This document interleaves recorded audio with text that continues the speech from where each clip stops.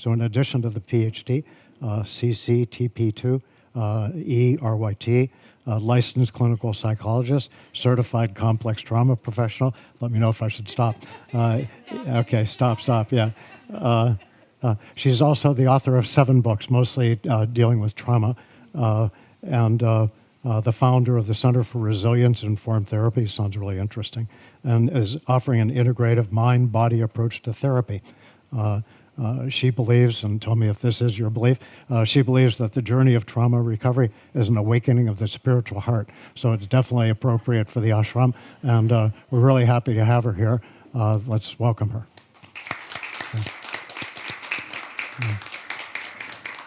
What time do you...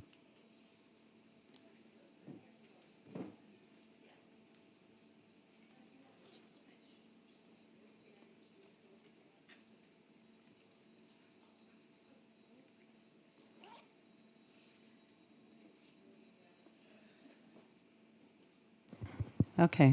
All right. Testing. Good. Good. Welcome. Glad to be here with you. I'm kind of taking in the experience and the experience of being here at the ashram and the experience of having met some of you thus far. And for those of you that we haven't had a chance to meet yet, I hope that we'll have some continued opportunities to get to know each other between now and end of day Wednesday. I leave on Thursday. So, yeah, how are you doing? Yeah, doing okay? Probably a mix, a lot of everything, some great, some, wow, there's a lot going on in the world. And usually if we're coming to a talk on trauma, even post-traumatic growth and resilience, there's probably some way in which our beings resonate with the topic of trauma. So I would say that if we're human in the world in some way or another, we resonate with the topic of trauma. And my emphasis as I speak about this is to hold what I often refer to as this quality of holding both and, that we can hold the hardship, that this is not about finding all of the tools to bypass or to push that away, but that we have the capacity to really turn towards suffering, and that we also have the capacity to hold in our other hand some quality of what we would call hope or possibility, that we can continue to grow in relationship to our own history or our collective experiences of suffering that are here in this world. And we all have different ways and different balances of how we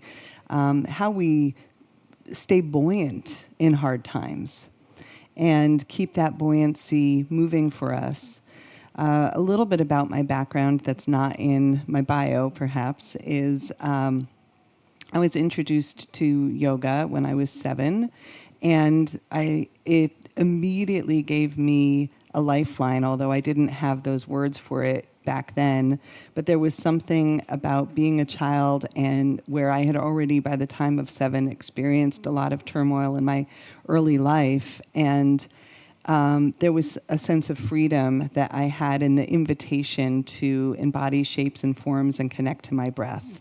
And that's a gift. Wherever these kinds of mind-body practices find us and however they find us, there is something profound in that experience of being able to touch that sense of possibility, a sense of freedom that can coexist with our own suffering.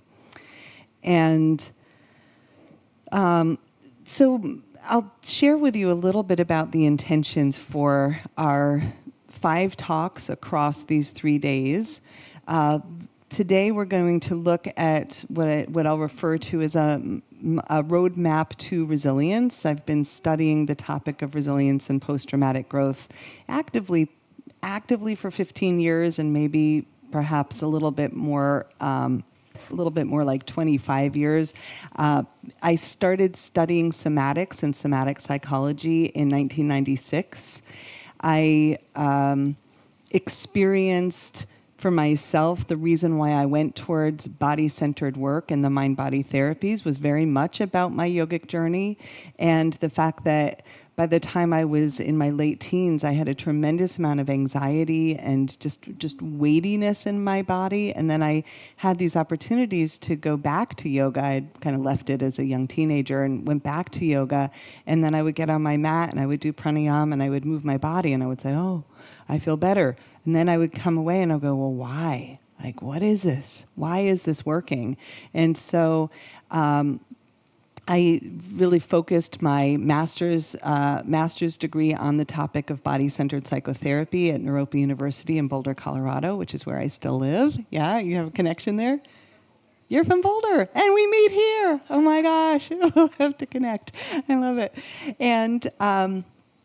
And then I went back and did a doctorate starting in 2002 in clinical psychology with an emphasis on really doing a deeper dive from the perspective of neuroscience as to why the mind-body therapies work and looking at our physiology and our vagus nerve. And I teach for the Polyvagal Institute, and I look a lot at this mind-body superhighway of connection. So we're going to spend quite a bit of time looking at that and also hopefully moving together. So we're set up with chairs.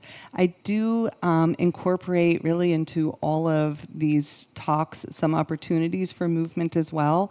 And so we might just push the chairs away and stand up and move or find some seats on the ground to do a little bit of movement together as we go, so that will be kind of woven in, and it will be gentle. It won't be like the intermediate practice on the beach platform. Okay, we're not standing on our heads for these practices. So we'll, again, continue this evening. We're going to talk more about what we call vagal toning, or natural vagus nerve stimulation and neuromodulation, and how we can kind of maximize that mind-body health connection. And then we'll be back here tomorrow afternoon for some more movement practice and, again, some of the science behind why it helps us feel better.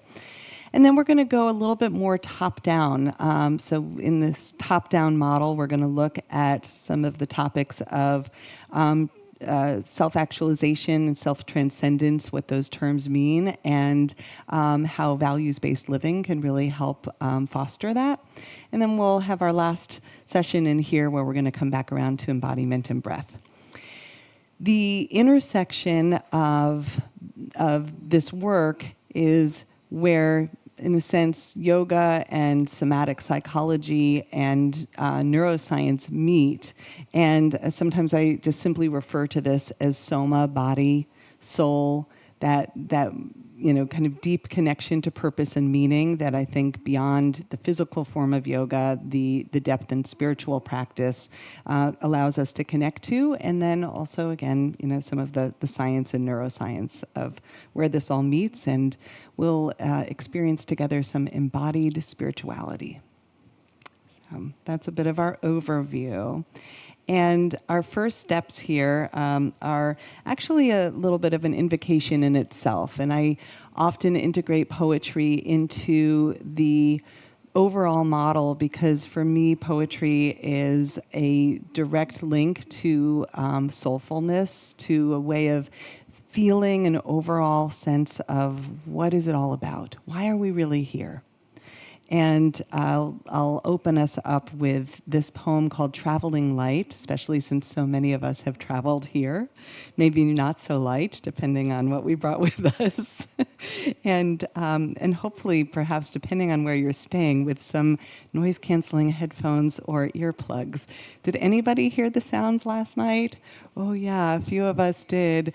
At 3 a.m, did you hear the sounds? It was like a raving party next door to my room, so noise canceling headphones. All right. So this poem is by Padraig Otuama, and if you don't know his poetry, is really worthy of study. He offers these words: because sometimes we travel heavy, and those heady times we can barely imagine the free body movement of dance. Because sometimes we travel dark, and from those hard paths, we can't even conjure an image of sunrise or moonrise or starlight or fire. Because sometimes we travel solo, And those lonely times, we forget all those others we've traveled with lovingly, traveled with home. Because sometimes we need to be traveling lightly, because sometimes we're in need of regular reminding that light comes in circles and waves and small movements, small moments, and light comes to find us, and light comes with hope. And you might take a moment to think about your own travels. All the bells that call you home. Come back to the ship. And not only what it took to arrive here in this moment, literally the airplane or the boat, but what it took to arrive here in this moment in your life.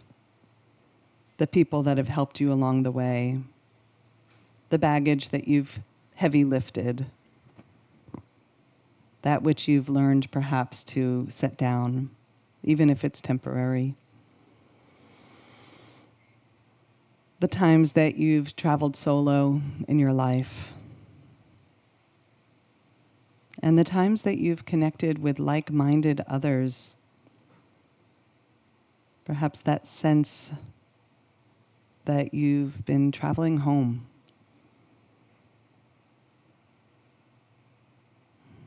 Home not as a place outside of you, but home as a place that resides inside. That always has a welcome mat inviting you in. And for any of us that know trauma, we know that that welcome mat may not have always been there. There may have been parts of us that we have rejected, or that have certainly been rejected by others in the past. And very much a significant part of this journey home to ourselves is about welcoming all of those parts of us back home, back into the house. So that they and we can set down our bags and unpack, settle in.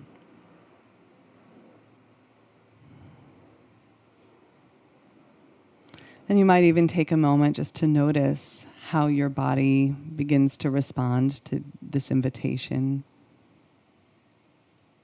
Your mind, your emotions, all welcome here.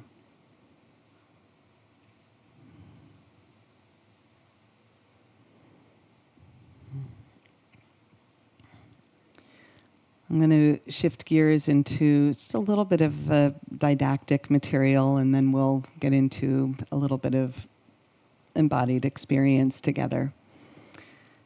The first is just to kind of ground us in a little bit of definition. And there's a lot of frames for what is or what isn't trauma in the world. I'll offer up a particular frame from Judith Herman. If you're not familiar with Judith Herman, she wrote a book, a very seminal book in, I think in 1980s, called Trauma and Recovery. And her work, being one of the first people to move trauma out of only the arena of combat trauma. So for a long time, trauma was solely associated with individuals who had been in World War I or World War II, often referred to as shell-shocked, right? And that her broadening of this definition also include looking at the accumulation of adversities that can occur in sometimes more subtle or easily dismissible ways, right? They can be discounted sometimes. And I like this phrase that trauma can be considered any event that overwhelms our ordinary human adaptations to life. And on the flip side, sometimes trauma can be a little overused as well, right? Like, oh my gosh, you didn't let me, go out last night, it was traumatic, right? Like whatever, right? Like the sound next door, that was not traumatic. It was annoying, right? I didn't sleep as well last night, but it was not traumatic. It was just frustrating. So we can kind of fine tune and again allow ourselves to be kind of deeply respectful of the word as well. But this idea that it overwhelms our ordinary human adaptations to life, it's going to be a very key phrase there that's going to tie us back into what is resilience. Because resilience is very much about how we adapt to adversity. And that there's in some way or another kind of a flexible adaptation system within us that both allows us to psychologically think about challenging things as well as physiologically adapt to challenge. That when we experience something that overwhelms those adaptation capacities, it's not only going to change our mindset, but we're going to have more of it'll change our mindset in a way where it's hard to think creatively or constructively about what's happening to us, that we feel more bound or sometimes just lack of access to that mental capacity, that cognitive capacity. Conversely, or in addition, we might also have a physiological loss of flexibility, and this is very much what our whole program is going to be about. The physiological loss of flexibility means that we might get stuck in extended states of fight or flight or fright or panic or anxiety. And if trauma was ongoing and experienced for many years, sometimes it leaves us to be stuck more in collapse, shutdown, fatigue, hopelessness, despair. No matter what I do, it's not going to make a difference.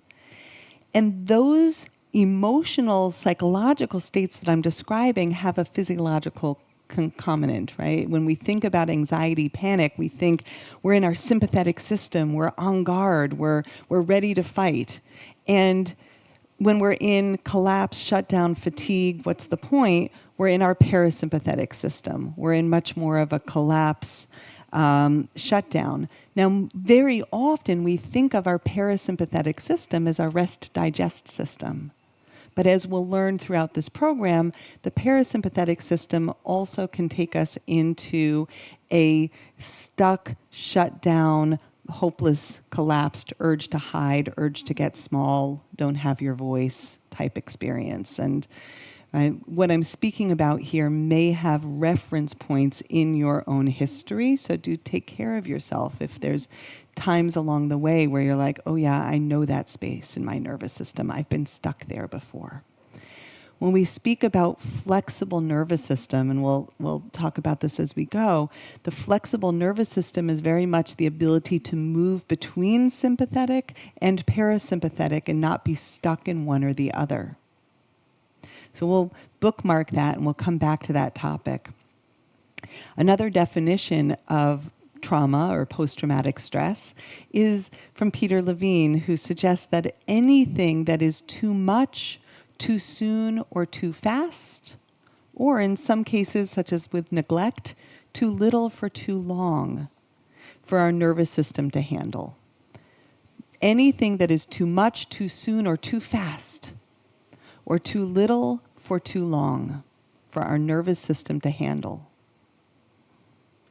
And I love this framing from Gabor Mate, who speaks about trauma not as the event that happens to you, but it's what happens inside of us in relationship to the event. So it's what we are then carrying inside, those nervous system adaptations, the emotions, the memory system, the mental trying to figure it out. And what he says is that seeing trauma as an internal dynamic grants us much needed agency. Powerful, right? Like that there is now, it's not everything out there. And in a world where there is a lot happening out there, having a sense of agency inside of us is really, really important, because that is going to be what keeps us mobilized in a world that is in some ways kind of setting us up to feel like no matter what we do, it's not going to make a difference. In some way, it's set up to send us into chaos and into, and I'm not saying the world at large, but certain systems will keep us out of agency, out of our center. And so recognizing that we can do something inside of ourselves that keeps us in a sense of agency and self-efficacy is tremendous. It's really essential for our overall well-being. And we're going to come back around to that topic as well. So, shifting gears for a moment, the reason why I call my work resilience-informed psychotherapy, resilience-informed therapy, is that if we only put the lens of our awareness, of our attention on what is wrong, on the symptoms, on the problems, it dominates our self-perception, it dominates our perception of what's around us and what's possible for our future. So resilience-informed therapy broadens the lens so that we can also turn towards where are the resources? What has helped me in the past? Who has helped me? Who's here now that's a source of strength for me? In what way might I breathe or move my body that helps me feel empowered in this world? And when we can start to tune into and align ourselves with those resources and those strength factors, we will be better able to then turn towards the experiences of hardship. It doesn't mean that we use those resources and strength to deny or ignore the areas of suffering. It becomes a bigger, more capable way of holding our suffering. So, some definitions here. Resilience is about adapting well in the face of adversity. And we can look at that as our mindset, our psychology, how we're thinking, our emotional capacity to be with emotions without being overwhelmed by them, our physical capacity to feel strong and empowered, our nervous system capacity to flexibly respond to stressful or traumatic events. You know, as we build our physical resilience, which I think a lot of the experiences here at the ashram, we're eating well, we're practicing yoga possibly 4 hours a day, right? We're doing pranayama, we're doing restful yoga nidra, we're doing all of these practices to support our physical well-being, which then is going to support nervous system regulation, it's going to support emotional regulation, and so forth. So it's a beautiful place to start. We can even think in the yogic system of the koshas, right? That we're kind of working with the Annamaya kosha so that we can make our way through to ultimately be able to connect to the Anandamaya kosha. Post-traumatic growth. The belief in our ability to work through feelings of terror, rage, shame, and despair, and to know that we can ultimately discover a greater sense of freedom, wisdom, strength, and peace. And as a result, and we'll talk about this a little bit more on our final day together, this can lead to improved self-perceptions, enhanced relationships, and a strengthened life philosophy.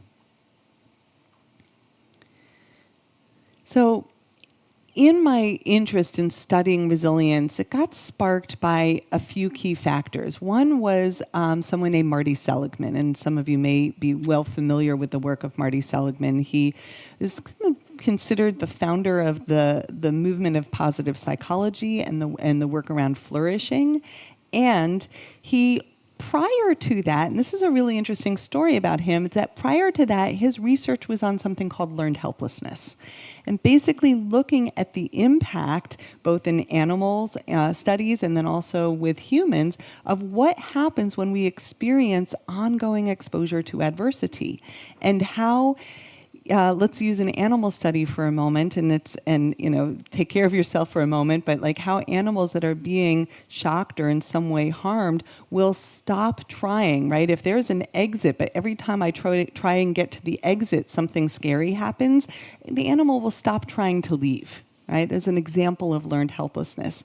When we as humans experience ongoing adversities, at some point, we will adapt in ways that are actually really intelligent because we don't want to experience more harm. And if harm got linked or associated with trying to leave something, then sometimes it's just easier to stay. I mean, it's delicate and it's a challenging topic. And again, take care of yourself.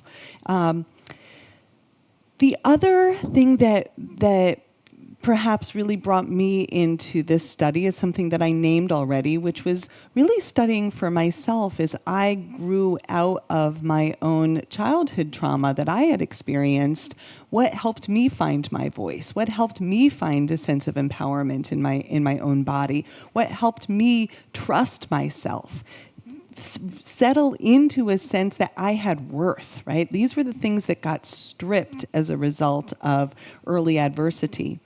And so a lot of this was really kind of studying what has helped me gain those things back and what continues to support me to have a felt sense of my own worth, to rest into a sense of confidence and creativity and compassion and clarity. And we'll talk some more about all those C's of the self. Another layer that brought me into this area of study was growing up in Boulder, or not growing up there, I grew up in New York, but living in Boulder. I was there through our 500-year flood. We had a very significant flood. Were you there in 2013? Yeah. And anyone else here from Boulder? There's just two of us. In 2013, we had a really significant flooding event happen in Boulder, and it also happened after we had had fires the previous year. So the mountains got hit very hard with mudslides, and our house flooded, our entire neighborhood flooded, pretty much my entire caseload of clients had flooded. One of them had gotten caught in a mudslide and had been buried up to her neck and had to be quickly unburied as water was rising. I mean, really, really intense, scary stuff, right? I'm going to shake that one out for a moment. And I'm like, oh.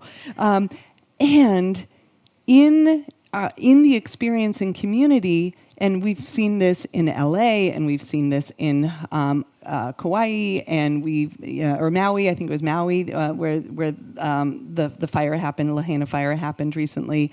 We've seen this around the world in Asheville, right, where these significant events hit our communities, and communities come together strong, right? Support each other. We were carrying the wet vacs from house to house, the fans from house to house, carrying damaged items from each other's homes. We came together. I met neighbors that I didn't even know I had. I was like, oh, we've lived, around the corner from each other, and hello, now we've bonded over this event, bonded through helping each other, bonded through care. And so at that time, I got invited to give a talk on resilience at the Boulder Public Library. And I put together this kind of body of study that I'd already been immersed in and kind of organized it around these questions of resiliency. Why do some people respond better to traumatic experiences than others?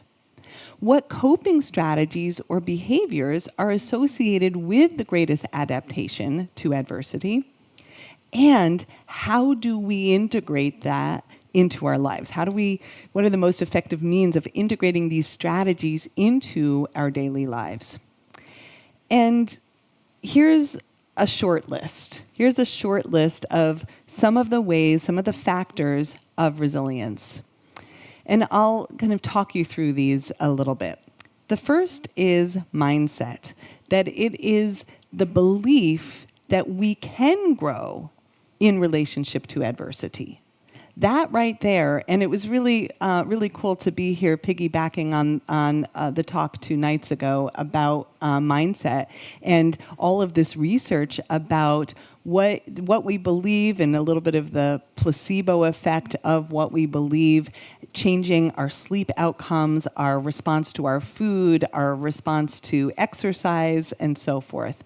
So mindset is really powerful. One of the researchers on mindset is a woman by the name of Carol Dweck, D-W-E-C-K. If you're not familiar with her, she's studying mindset out of Stanford University. And she has a book called The Growth Mindset. And she was looking at some studies done with children who were praised either for their intelligence or praised for their effort. And so, for example, one of these studies gave children a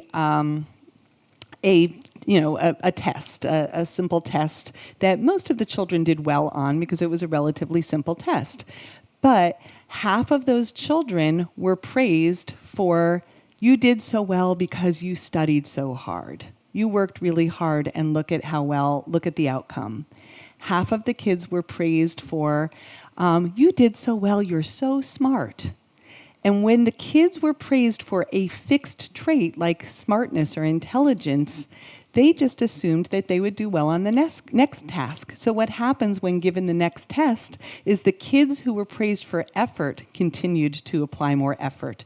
The kids who were praised for intelligence or smartness didn't put more effort into studying, and their scores began to diverge. So a fascinating testament to when we are told that the positive outcomes come from our effort, from our willingness to work through something hard, that's going to lead to that's going to produce some benefits, right? So growth mindset. The second one, control, is the ability to access the resources that I need to heal, to recover from adversity. And so some of this is very much about the real life parameters that we face. Sometimes we don't have access to the resources that we need. Therapy is expensive, or maybe we're in a community where yoga is also really expensive sometimes, right? Or we don't know how to get to a group, or to go. We don't know where to go to get our needs met for our own well-being. So some of it is very much these external pieces, and that sense of control that I know in the face of something really hard, who to call, where to turn to get the support that I need.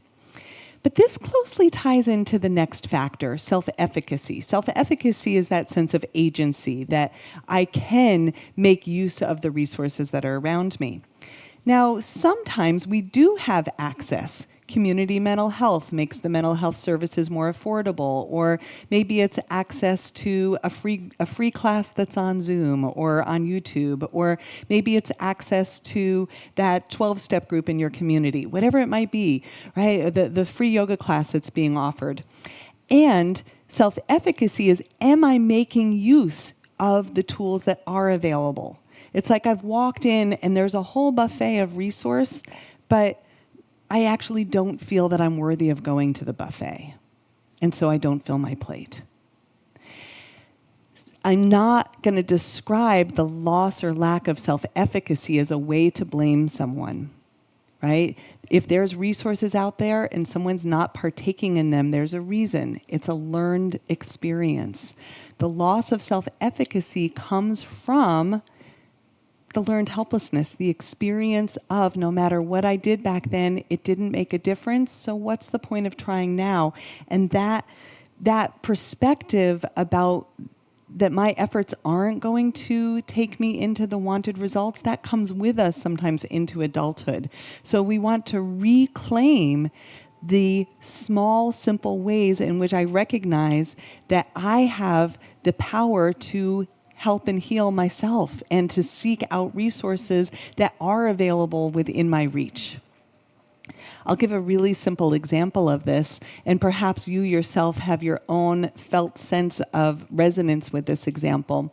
But I had someone that had come into me for therapy treatment. She had recently lost a very close family member to suicide, and it had just been shocking to her, and her system went into a very strong freeze response. And Physiologically, she went into a condition that we call gastroparesis or cyclic vomiting syndrome, and she was in a tremendous amount of acute suffering. When she came into my office, she was visibly suffering, and I just, as we were getting to know each other, even in that first session, I said, on a scale of 0 to 10, how much anxiety, how much distress are you in right now? It was like 11 on a 10 scale. It was or higher. It was up there. And so I invited her to do just a few minutes of diaphragmatic breathing, placing both feet on the floor. I sat down on the floor and just made some contact with her feet. And we could even just do this for a moment just to resource our own body-mind. Sensing that, knowing that the diaphragm passes right through the diaphragm, that when we create a little bit of movement of diaphragm, rib cage, belly, and take that full breath, that we are changing our physiology. And slowing down the breath, inhaling 1, 2, 3, 4, exhale 4, 3, 2, 1. Inhale. Exhale.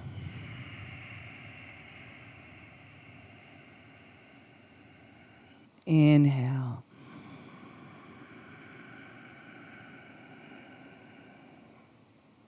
Exhale.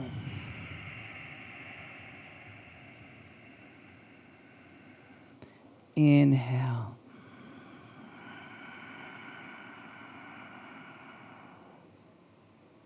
Exhale.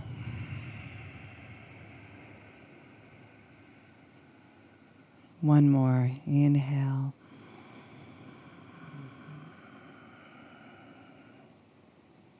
Exhale.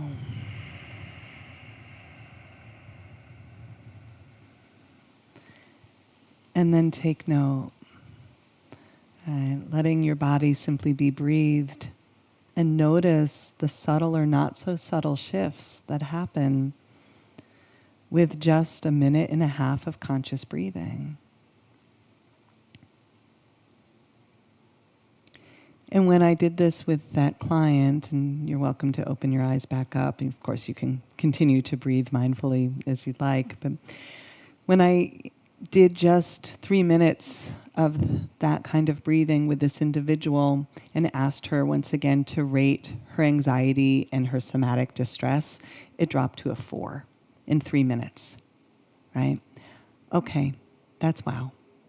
And that is probably also why we're all sitting here in this room. We have all had a wow moment at some point or another in relationship to whether it's a pranayama practice, whether it's a yoga practice, whether it's the connection to another caring human that was willing to listen to us and meet us in a moment of distress.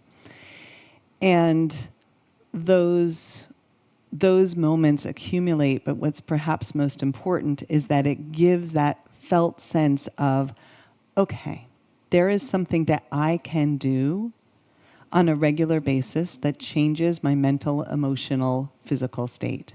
Wow. Okay. And then the next step is commitment, is returning to the things that work on a regular basis. And I think that once we've had an experience of this works and I feel better when I do this, that actually fuels that commitment. I know for myself that when I was 19 years old and returned back to yoga, and I had been experiencing a debilitating amount of anxiety, and I would go to a yoga class and I would come out the other side and I would say, wow, I feel better. My anxiety is reduced. I slept through the night. My mind has calmed down. I wanted to do it every day. Like within the year, I had a daily practice. Anybody relate to this story? Yeah, I'm not alone, right? Like, I want more of that, please. And so I've had a daily practice since I was 20, and I'm 52. So grateful for, 32 years. Every once in a while I skip a day and, oh, do I miss it? You know, like, oh, I had a long flight on an airplane. I was telling Mark Halprin that I was doing my yoga nidra on the flight here. You know, you find ways to get it in. The next one is looking at the factor of connectedness. Yes, connectedness recognizes that our nervous systems really require each other in order to heal, and that there is so much research about individuals who isolated post-trauma versus individuals who sought out connection to other people, and whether it's attending meetings, staying involved, just talking to your best friend, whatever it is, staying involved with other people really creates a significant outcome on resilience.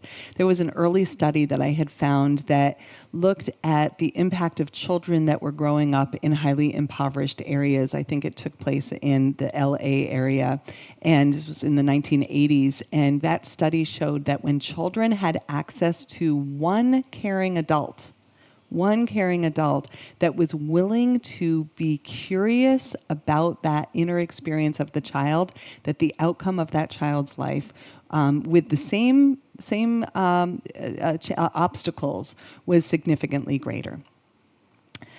Coherence we're going to talk more as we go along throughout our 5 days, but coherence can be thought of as kind of having multiple meanings.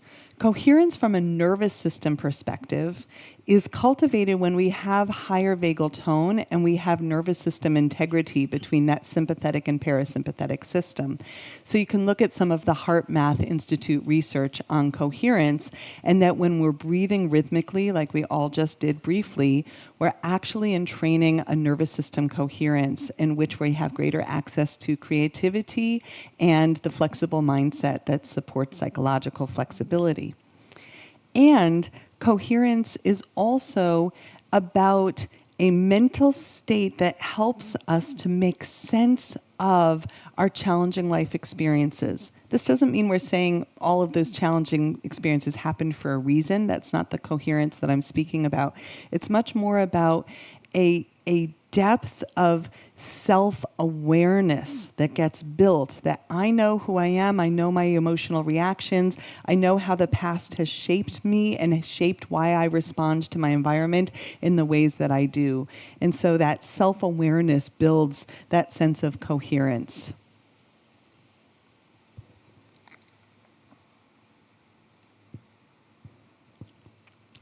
Nervous system flexibility is about that ability to move between sympathetic and parasympathetic states without being stuck out here or stuck in collapse. As a trauma-informed yoga teacher and student and practitioner, one of the things that I have observed around practices like guided relaxation, meditation, yoga nidra, is that individuals with trauma sometimes have a hard time differentiating between relax and collapse at a deep nervous system level.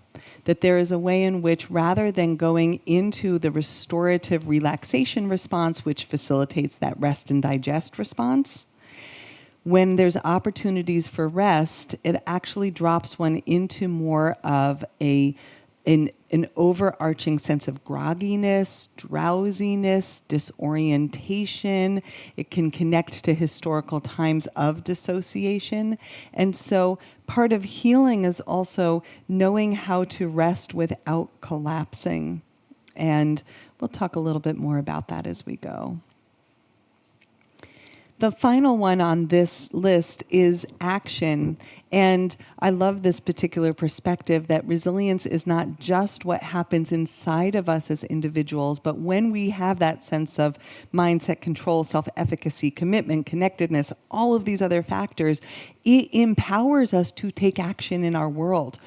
When I am feeling robust and strong, I am more capable of being a positive source of goodness in this world. Right? So you taking care of you, your nervous system, your body, mind, your emotions, etc., empowers you to show up more compassionately for others, to be that good parent that you've wanted to be kind to your parents, to your spouse, to your friends, to be a positive influence within your workplace, to be a positive influence in your community, to stand up against systems of oppression, right? So we could see this at all of these levels of where action becomes a key factor here. So psychological flexibility and that growth mindset, a lot of this I've already named. It's just a little bit of a returning to some of the frames here. I love this quote. It comes from Stephen Southwick and Dennis Charney, both researchers at Yale. They write that people who are resilient tend to be flexible in the way they think about challenges, and flexible in the way that they react emotionally to stress. And the growth mindset is that recognition that learning and success is the result of effort. We can build our capacity to grow when faced with challenge, which increases our willingness to take risks, stay engaged in the ongoing and inevitable stressors of life. Right? So that what we want is to be able to come into retreat, to come into the ashram, to take good care of yourself, to really realign your mind, body, and then there's a point in which we go back out into the world, at least most of us do, unless you're wearing all orange, and I don't see anyone here. But most of us will go back out into the world in some way, shape, or form and bring that robustness of our own resilient system to be a source of change. And this isn't by any means saying that if those who are staying here, they're anchoring the space as placeholders where we can come to, where we are drawn into. I don't know how many of you were at the puja last night. There was a point when the priest was chanting where coherence was so notable. Did you feel it?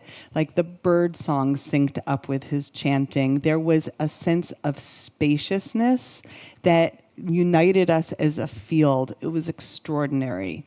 And that field exists here. It's built, it's cultivated through people coming here to practice and practice and practice. There's, again, from the Heart Math Institute, something really stunning about looking at spaces where people engage in conscious breathing, pranayama and asana together, even choirs that sing together and train their nervous systems into coherent rhythms, right? So when we're chanting together and so forth. Nervous system flexibility, the ability to tolerate a range of states while responding effectively and efficiently.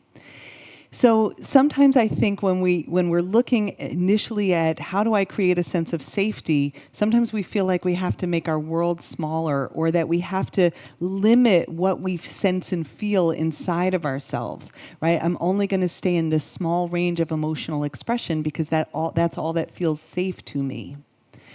However, what we're building with nervous system flexibility is actually to tolerate more capacity for mobilization, for big energy, and to be able to rest in stillness. And so we have this wide range of what we're capable of sensing and feeling within ourselves that then allows us to meet the world, right? It's like, okay, if I make my stress resilience really tight, we go back out into the world and another stressor happens and it's like, oh no, I don't want to go out there. I don't want to be in the world, right? So we want to build our capacity to be in the world, not build our capacity to be safe and sheltered all of the time. Autonomic nervous system flexibility supports psychological flexibility. So I work closely with Dr. Stephen Porges, who developed the polyvagal theory, and we'll talk more about that this evening and tomorrow. And what we're cultivating here is that when we have this ability to move between nervous system states, we can be in a state of higher stress. And remember the big teaching from last night, or 2 nights ago, for those of you that were here, we can befriend our stress response. Stress is not a bad thing, right? Stress is inevitable. We're all going to experience some degree of stress. And can we embrace that as a way that helps us actually turn toward it and be effective in response to it? And this is a quote from the Applied Polyvagal Theory and Yoga book that came out last year. The mind is better able to form an optimistic and hopeful narrative full of possibilities when we move out of an experience of feeling threatened into a felt sense of safety and connection. That safety and connection becomes this home base. It's like this secure home base that then allows us to move towards the experiences of stress, knowing that we can come back to home base. So we can embrace challenge, but I know how to come out of that chronic state of fight, flight, anxiety, panic, shutdown, collapse. Nothing's going to work. Some of the research, and you can look at the work of Rick Hansen and his book Hardwiring Happiness on the negativity bias. He also has a great book called Buddha's Brain. For those of you that haven't read it, I recommend it. And suggesting that we as humans have a tendency to focus on the negative, right? We are wired for survival. So how do we survive? We have to remember where the threats are. And we need to know where they are. So our nervous systems are going to pick up on those cues. And guess what? Our nervous systems will pick up on cues of threat without us even consciously registering it. It happens within a fraction of a second. So as we'll continue to speak, a big part of what we'll speak about is what we're trying to build within ourselves is the capacity to also be able to attune to the cues that let us know that we're safe and connected. How do we find those cues within each other, within our environment, and within ourselves? One of those is working again with mindset. From the Patanjali's Yoga Sutras, when disturbed by negative thoughts, the opposite or positive ones should be thought of, should be practiced. What I have been enjoying here at the Sivananda ashram is the ways in which we are recognizing the need to cultivate the inner resources, patience, compassion, humility, kindness, generosity, that all of those states and ways of being and ways of thinking and acting are going to help us counteract some of those negativities that will inevitably show up, right? You sleep next door to a house that had a raging party till 4 a.m. They'll show up. All right. So resilience is not a trait that you either have or don't have. It involves thoughts and actions and behaviors that you can learn and practice. And that's what I love about being here. We are learning and practicing. When we think about our nervous system, I've been kind of modeling this with my body, but when we're working between nervous system states, our sympathetic nervous system is marked by several key factors. One is that it draws our attention out of ourselves. It brings our attention out to the world. Our spine is going to be lengthened into more of a flexion. Our back body gets stimulated. You can try it in your seat for a moment. In fact, I'll just go to the next slide so you can see this for a moment. When we're lengthening and lifting the heart, and you're going to light up more sensation along your spine, right? So in that shape, it's more of a sympathetic chain activation anatomically. Conversely, when we curl forward, and you might even think about a time when you felt sad or you were grieving, we don't grieve in that spinal extension, right? We tend to grieve in flexion. And it's a way of allowing your organ system and your heart to be known, felt, heard. You might think about going into a child's pose or any forward fold in your yoga practice. It draws your attention inside. So this is much more of a parasympathetic shape, drawing your attention inside. Another quality that we cultivate, think about your yogic cat-cow, when we inhale and we lengthen the spine, the inhalation pattern, and you can do this in your seat, is is more sympathetic. So the inhalation is going to lift your nervous system. Your spine's going to match that. Your exhale pattern, we go into more of a flexion. And when we do this rhythmically, inhale, exhale, moving through your spine, you are cultivating a little bit of nervous system flexibility. You might even, and you can be mindful of your neighbors, we tried to give some space between chairs, but you can even allow your arms to open and to close, allowing for that willingness to take up more space. And you can stand up for this, right? We can stand up and wiggle it out for a moment. We've been sitting for a while. You can move around just to give yourself more space as needed. And allowing yourself to feel for a moment what it feels like to take up more space. It's going to be more sympathetic. Maybe you feel that expansion of your energy. And then on the exhale pattern, draw it inward.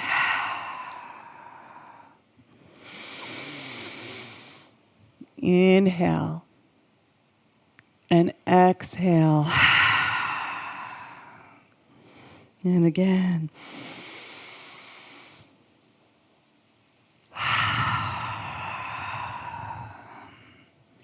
And another.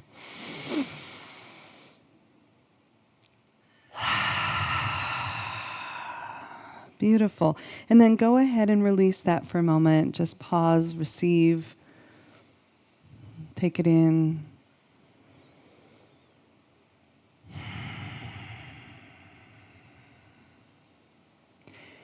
So I'll model something, and we can go ahead and have a seat for a moment just for visibility's sake, but I'll model this standing.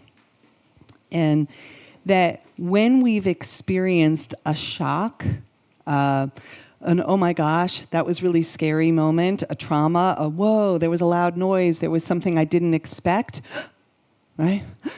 We go into, we even see this in infants, we call it the Moreau reflex, right? There's a startle response, and it expands us, and it turns our attention out to where was that potential threat? That sound, right? Did someone drop something, or was someone being harmed? Well, that sound, that was a squeal. Oh, they just got hit by a wave, they're okay, right? Like we have to orient though, what was that loud noise that I heard, and are we okay? I'm walking through the woods, I hear a branch break. What was that? Oh, it was just the wind. But there's a moment of startle. And that if we have unresolved trauma, and especially early trauma in our system, even birth-related trauma, preverbal trauma, sometimes our nervous systems get stuck in these states because there's a memory of unfinished business from the past. And therefore, even simple things like the branch breaking from the wind or someone squealing in a wave sets our nervous system into a state where, why am I still feeling keyed up? Why am I not sleeping? And it's the accumulation of these small shock moments that lead us stuck in that sympathetic state. Conversely, this reflex in the body has a concomitant early reflex. It's called the fear paralysis reflex. And it basically leads us to curl in and get small. And if that in itself, if there were early experiences, failure to thrive, early separations, neglect, no one was coming to get me, and there was an experience of collapse in the nervous system, that too may be held. And at times, I see this so much in my practice, at times we might be experience a social loss, a rejection, an abandonment, an experience of not belonging in community, and it touches off that really early wound of nobody's coming to get me. Nobody's going to find me.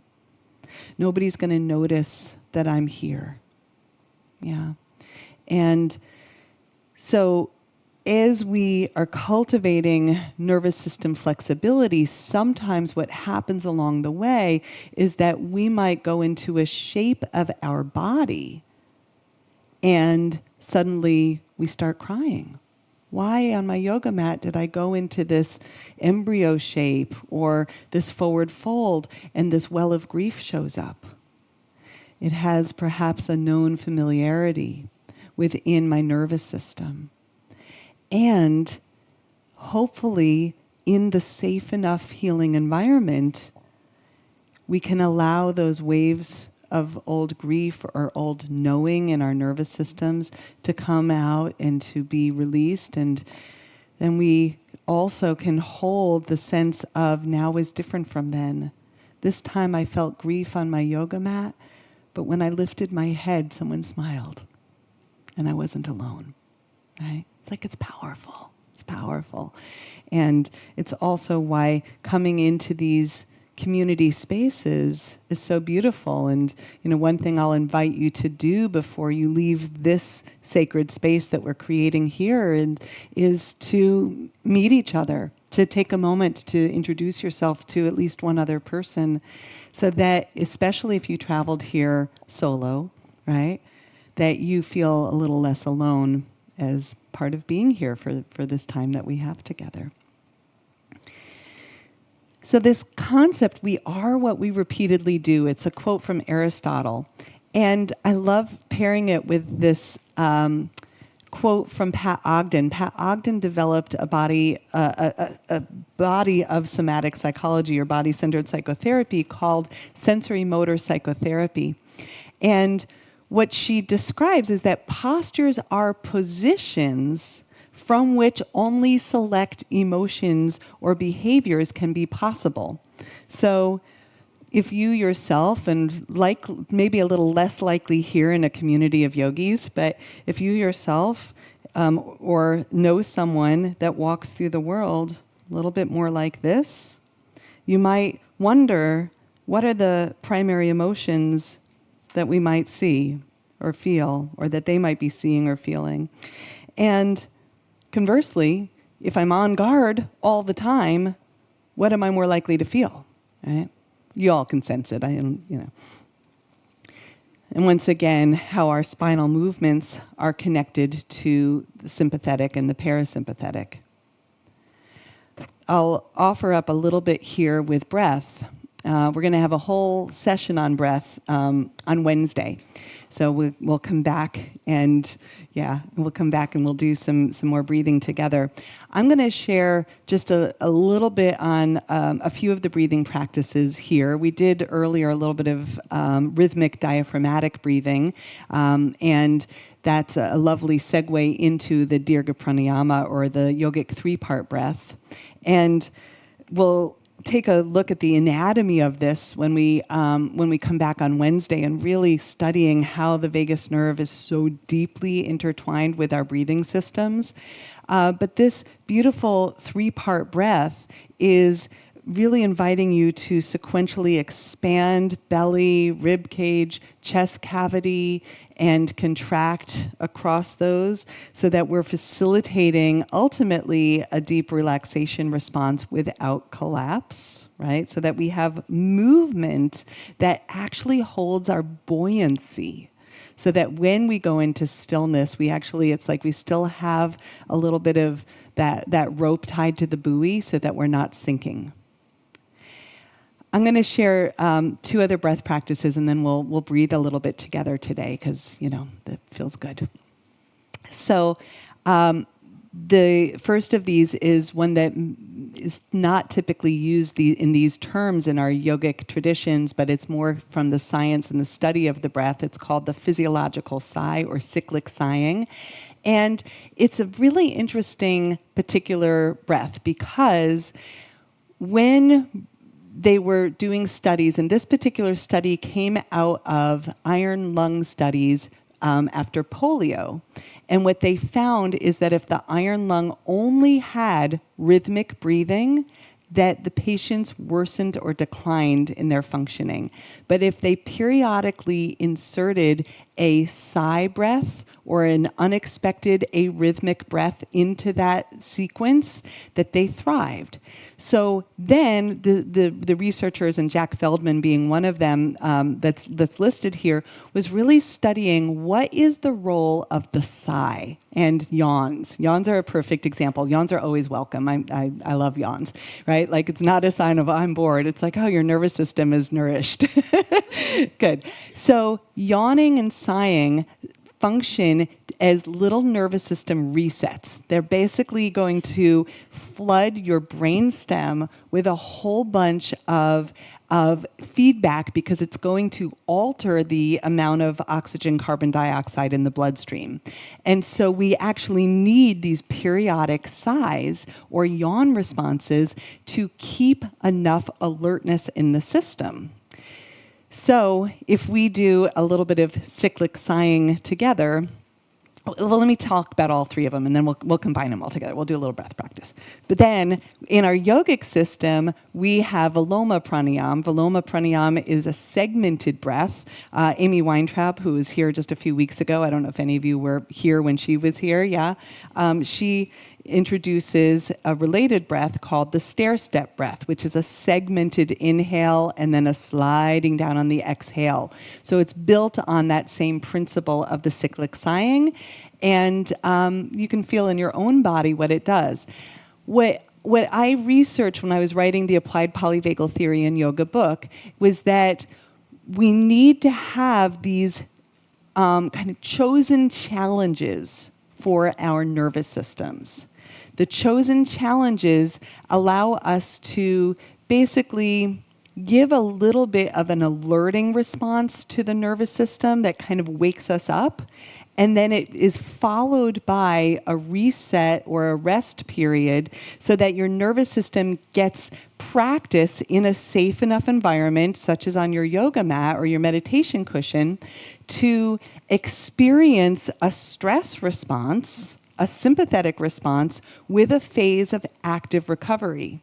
So, for example, if you're doing a Kapalabhati or Bhastrika or a phase of targeted sympathetic breath work, followed by a phase of active recovery in the context of safety, where you're being held in within your own personal practice environment or a class environment, your nervous system goes, oh, I can handle that little bit of stress, and I can simultaneously know that I'm okay.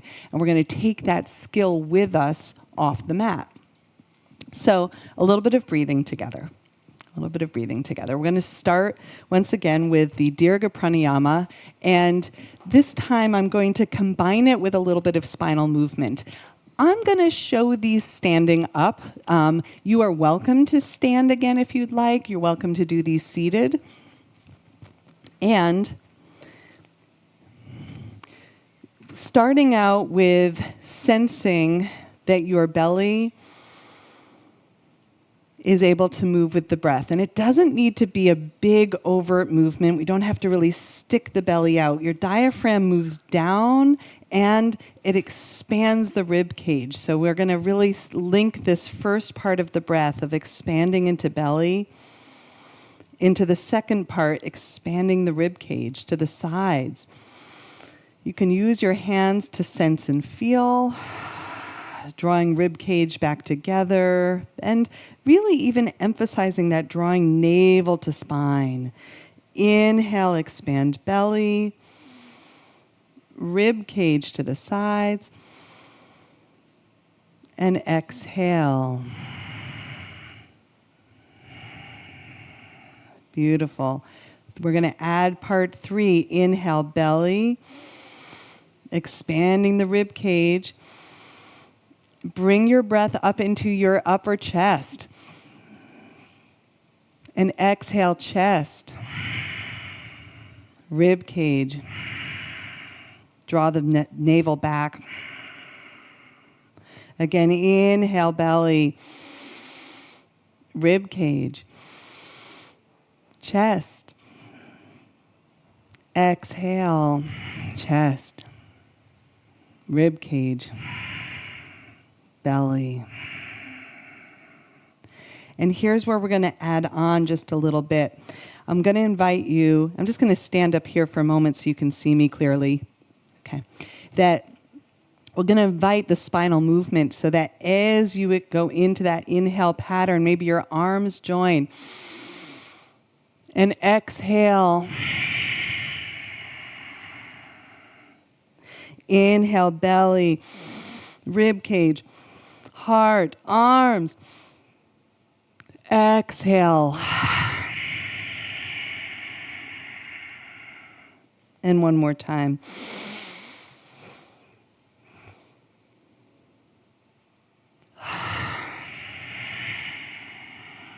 Good.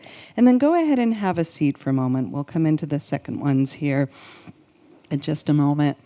Just allowing yourself to receive active recovery.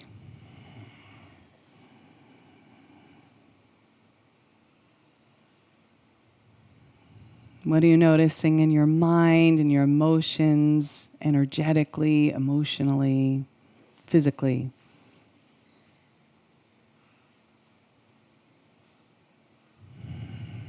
Yeah, lots of sighs spontaneously happening in the room. Yeah. Yeah.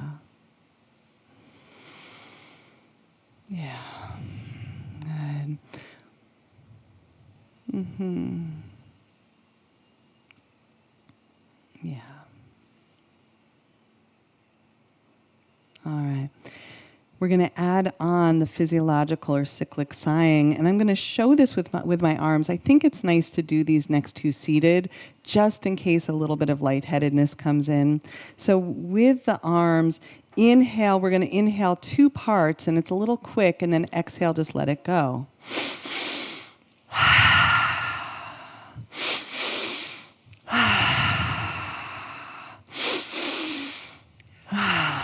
Ooh, we're powerful. Yeah, a little thunder. Okay, one more. Rest and receive. Yeah. Yeah. How does your body receive that? Yeah, beautiful. Mm-hmm. Mm.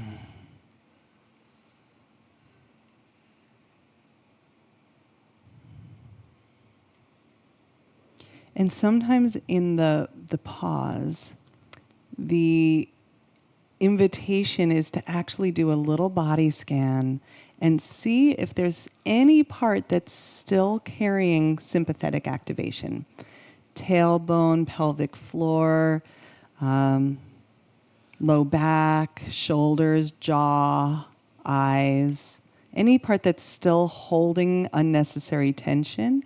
And that pause in between is a chance to scan and maybe an invitation to let something unnecessary go.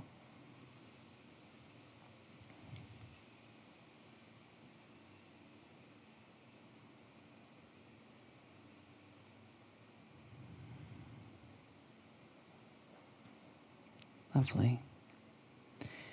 And next one here is an invitation to find the 4 counts of a stair step. And sometimes this one actually kind of tones down the intensity of that physiological sigh with the 4-part segment. So if you feel it out for your body, it may feel a little bit less activating if that one created a lot of tingly or lightheadedness. And this time, again, I'm going to show with my hands just for the sake of the count. You don't have to do the hand movement, but it's a 4-part inhale. And exhale. And you can imagine that you're climbing the stairs and taking the elevator down, and we'll do it together.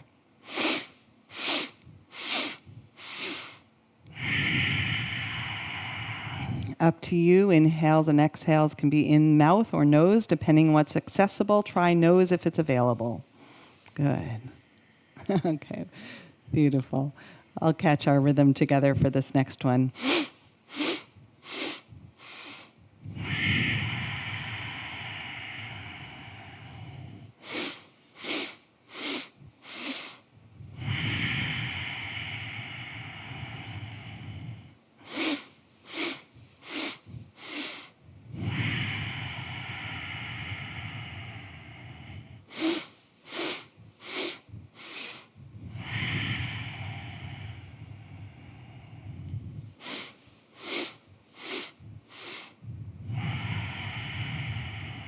One last time.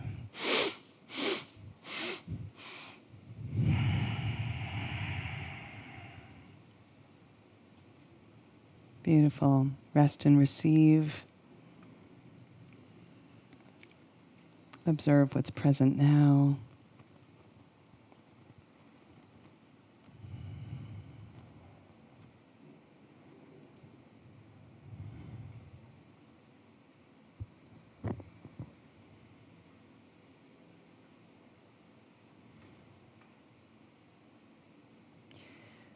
If any lightheadedness or disorientation showed up, one way to work with that is to create a little head hold, one hand over your forehead, one at the base of your skull. We're going to talk a lot about the brainstem tonight, which is where the vagus nerve descends from. And your brainstem also houses those early reflex responses. Sympathetic, parasympathetic.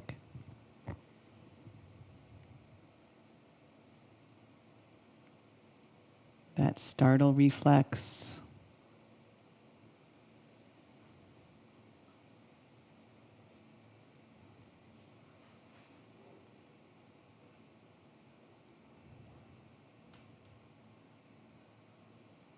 It's a way of very easily and relatively quickly bringing in cues of safety into your nervous system. Holding your own head lovingly, like you would hold the head of a child or a beloved, or even your pet.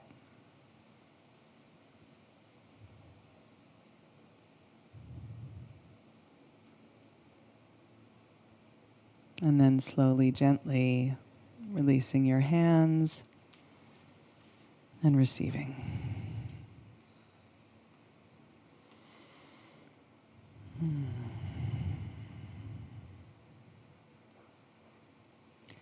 So that's where I'd like to close with our lecture practice. And what I'd love to do for our remaining time is open it up for reflections, questions, experiences.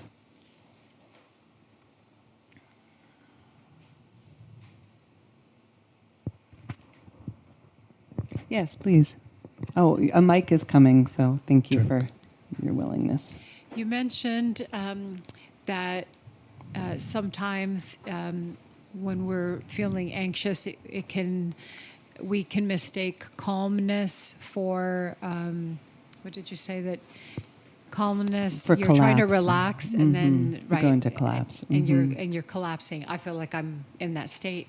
Yeah. What advice do you have so that you're not dozing off the minute that you're relaxing? Yeah. How do you stop that so that you can enjoy the relaxation? Yeah, beautiful question.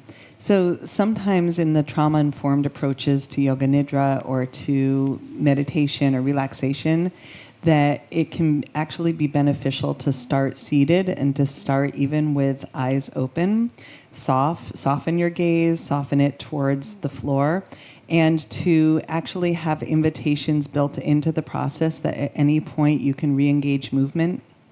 So that those movements might be super subtle. It might be wiggling your toes and your fingers, because one of the places that tends to disappear from our awareness when we're going into a collapse response are the periphery or the limbs of our bodies. And so moving fingers, toes, feet, or hands are simple, gentle ways just to remind yourself that you have a little bit of mobilization or awakeness to help hold.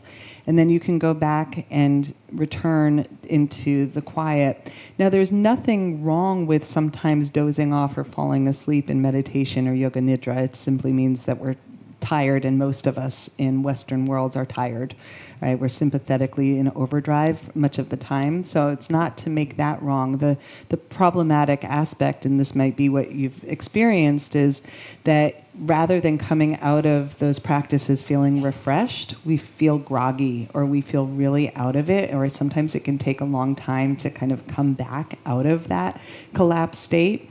And so in those cases, having more of an upright awakeness that helps hold the stillness with lots of choice built in. When we don't feel like we have choice, and unfortunately sometimes yogic practices get offered in a framing that doesn't build in enough choice, our nervous systems start to perceive a sense of being trapped. It's like now I've gone into stillness, and in service of doing the practice right, I feel like I have to be completely still and upright, or laying down and non-moving. And it's a subtle but perhaps significant trigger to the nervous system of other times in which trapped may have been a reference point, or there was nothing I could do, or there was no way out. And so choice becomes our kind of best friend when it comes around to trauma-informed practices.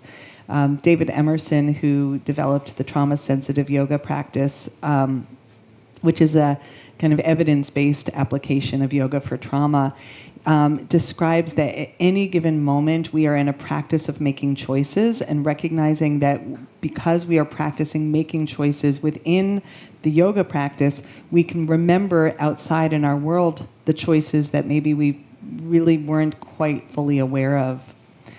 One other anchor that's offered from David Treleaven in Trauma-Sensitive Mindfulness and in his book on that topic is that he describes having anchors, so that when we go into stillness practices, we have an anchor for the mind.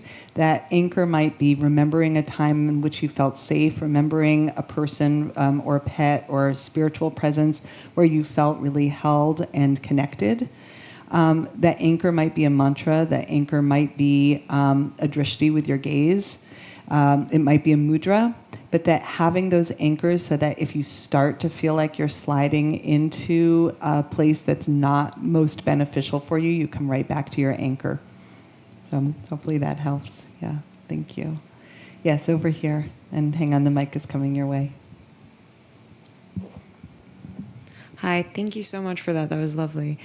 I'm wondering, I think a lot of women we're told and also by experience, we learn to feel like we're in danger a lot, right? And what I've been struggling with is deciphering when should I actually be alert versus what is just anxiety and a constant state of feeling threatened. Yeah. And Yeah. then at the same time living in a society that reinforces in many different ways that feeling of being threatened. So Yeah. I've been struggling, even like right now, traveling by myself, there's like Yeah. a million alerts that go up into my mind. I'm like, Yes. is my window locked? Like, blah, blah, blah. And I'm like, I Yeah. don't want to be like that. Yes. I want to feel safe, and I'm sure I am Yes. safe. So I want like my body to catch up with that reality. Yes. It's a really, really good question. It's one of the more common questions that comes up in relationship to what we call the neuroception of safety and threat. So neuroception is that part of the way in which your nervous system is going to register cues of threat or safety without that conscious awareness. And sometimes we get false positives and sometimes we get false negatives. So, for example, a false positive is I'm going into, kind of like a 5-fire alert system inside of my anxiety body, but there's actually no fire, there's no smoke. And a false negative is there's actual threats out there and my nervous system's not responding at all, right? And if we have a history of childhood trauma, of abuse, neglect, sometimes that latter one is more likely, where I had to dissociate from the cues of threat in order to survive, and that dissociative coping mechanism comes with us, and then we're not attuned to the threats. But if what you're describing, it's much more of an active threat response, even though I might actually be safe enough here. And in that case, sometimes we have to honor fear. We go, thank you, fear. Thank you for being my protector. You have helped me, helped to keep me safe in all of these places. You still help to keep me safe. We are by no means trying to get rid of fear. Fear is a really, really good ally. It helps us move into self-protection. And we want to have a conversation with that fear, perhaps even as a part of us, and say, sometimes you come in when it's not necessary. So almost like the way that you would soothe a young child that's afraid that there's a monster under the bed. You want to kind of like take hold of that fear body, that part, and say like, we're going to go and we're going to like walk around and use our observational capacities to look in the closet and look under the bed and look out the window and see the beautiful waves and kind of go like, actually, I think we're safe here. I think we're safe here. Might I experiment with the possibility that I don't have to be that on guard in this environment? And here's the other thing. You make an agreement with your fear body, with that vigilance, to say, and if you're needed, you're welcome to come right back in the door, right? Like if it's really needed. And so, for example, if through observation you do notice that there's a reason why you want to be a little bit more careful or vigilant, fear is going to be your buddy, right? Like, okay, we're going to work together and we're going to create enough safety. So, going back to this idea of looking under the bed with the child, it's like, and if you do get scared, honey, you come get me and we'll work through this together. I'll make sure to protect you. Yeah. I'll give a little bit of a personal example with that question, which is there was a time for me with my own vigilance that I felt afraid that if I let go of my vigilance, I wouldn't be able to protect myself. And then there was this realization that actually by staying vigilant so much of the time, I was exhausting my resources.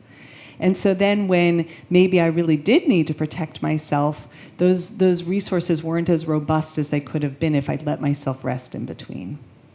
So may that be of service. Yeah, thank you. Any other reflections, questions? Right up here. Hang on, the mic is coming your way.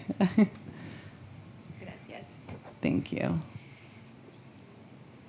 I'm a little hesitant to ask the question because, so let's say I'm working with a client. Mm-hmm. I find that the stair-step breath was very powerful, but I also saw that in that place it would open up a lot of memories. Mm-hmm. So how do you do that? Then I envision standing up. So a lot of this of my work's online, so I can't touch their feet or come behind them and not touch them, but just have that sense that I'm there. Yeah. So because that stair-step breath was just like it changes your state instantly. Gracias. But how do then, once that's opened, hold that place of choice, resilience, and strength and power, and allow the memories to come in at the same time? Yeah. Do you have another practice for that? Yeah, well, yes, and I think we'll cover them across our 5 days, but one thing that I'm observing in your body immediately is that you've got your feet solidly on the ground. And, oops, we're going to get feedback with that there. Gracias. Thank you.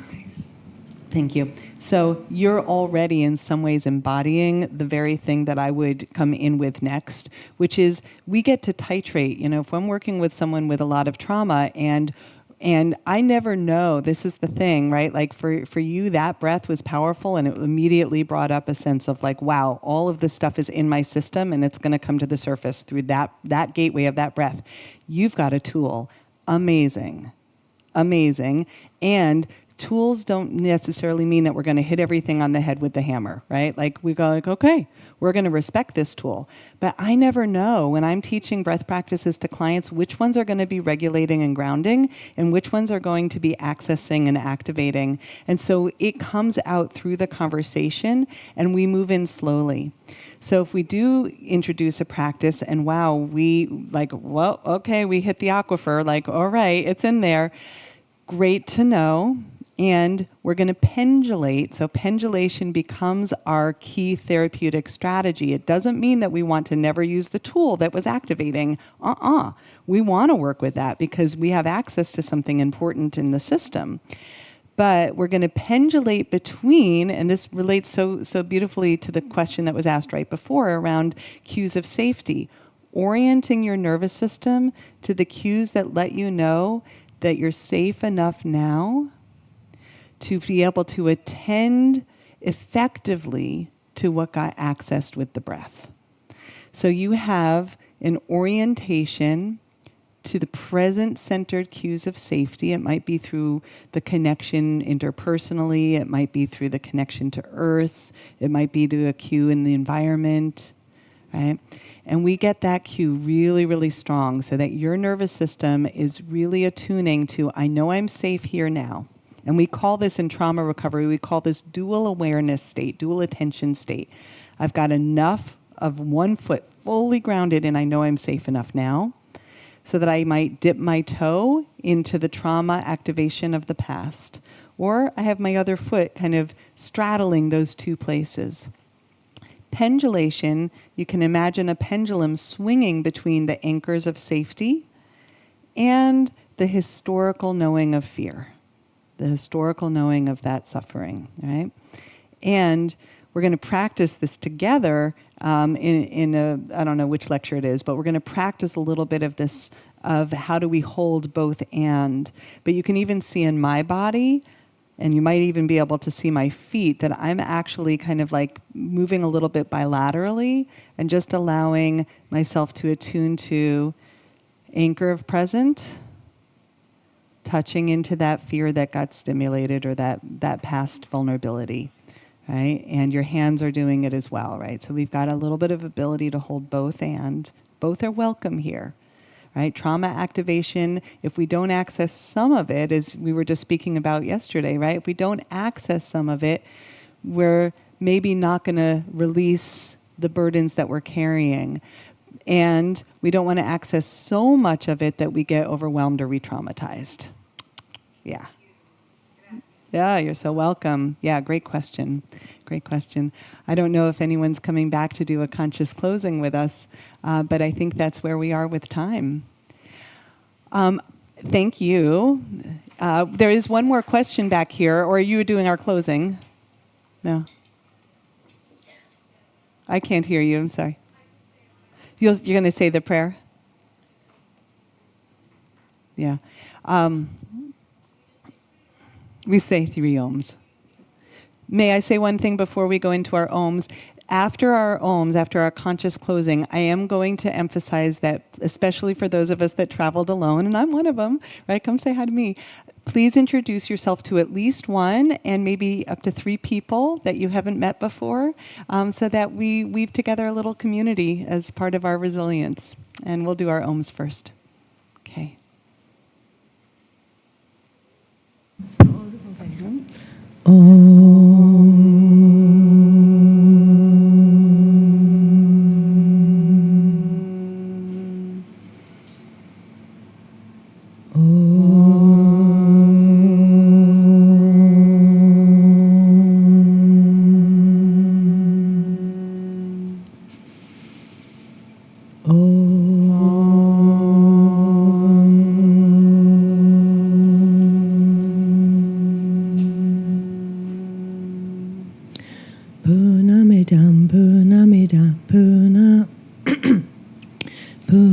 Mudachyate punasya punamadaya punameva vasishyate.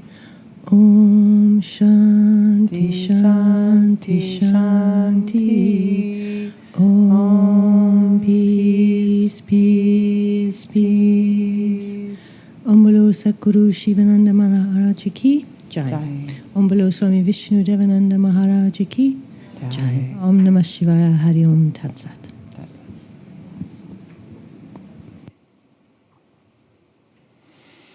All right, thank you. Thank you. Aw, thank you. Thank you. All right, I'll see you tonight. And again, please meet some folks.